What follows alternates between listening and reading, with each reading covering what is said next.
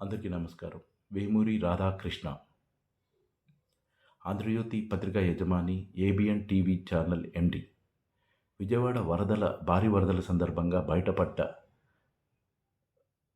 Power plant కూడా ఏర్పాటు చేసింది ఇదే ఏబిఎన్ రాధాకృష్ణ. ఈ పవర్ ప్లాంట్‌కి విజయవాడ భారీ నష్టానికి, వరదల వల్ల వచ్చిన నష్టానికి ఏంటి సంబంధం అనేది మనం ముందు ముందు తెలుసుకుందాం. వేమూరి రాధాకృష్ణ 1998లో ఒక విలేకరిగా నెలవారీ జీతంతో జీవనం గడుపుతూ ఉండేవాడు.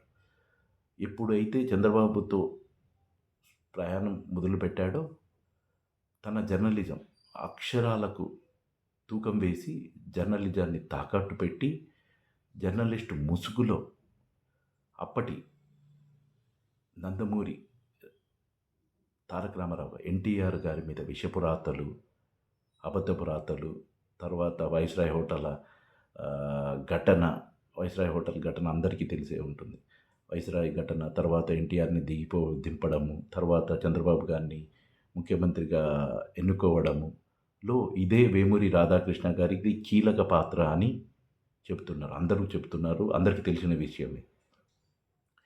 ఆ తర్వాత చంద్రబాబు ముఖ్యమైన తర్వాత ఈ రాధాకృష్ణ గారు చంద్రబాబు నాయుడు గారితో ప్రయాణం చేస్తూ పత్రికా యజమాని అవ్వడము, టీవీ ఛానళ్లకు ఎండీ అవ్వడము, వేల కోట్ల రూపాయలతో హైడల్ పవర్ ప్లాంట్ పెట్టడము, చివరికి జిల్లాల మీటింగ్‌లకు కూడా ప్రత్యేక విమానంలో వెళ్ళే స్థాయికి ఎదిగాడు అనేది మనకు అందరికీ ఇప్పుడిప్పుడు తెలుస్తున్న విషయాలు. ఈ పవర్ ప్లాంట్ గురించి నెక్స్ట్ వీడియోలో మనం తెలుసుకుందాం. ఈ పవర్ ప్లాంట్ వల్ల భారీ నష్టము, ఎంతమంది చనిపోయారు, 57 మంది చనిపోయారు.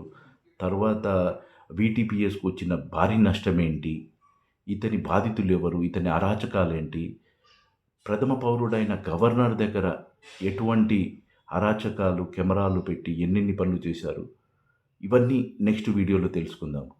ఇతని దృష్టిలో పత్రికా విలువలు ఏబిఎన్ రాధాకృష్ణ గారి దృష్టిలో పత్రికా విలువల అర్థం మార్చేశారు. పత్రికా విలువలంటే ఆయన పత్రికకు కట్టే విలువ అని కొత్త అర్థం చెప్పారు. సో రాబోయే వీడియోలో ఈ పవర్ ప్లాంట్ వల్ల జరిగిన నష్టం గురించి మనం తెలుసుకుందాం. Thank you.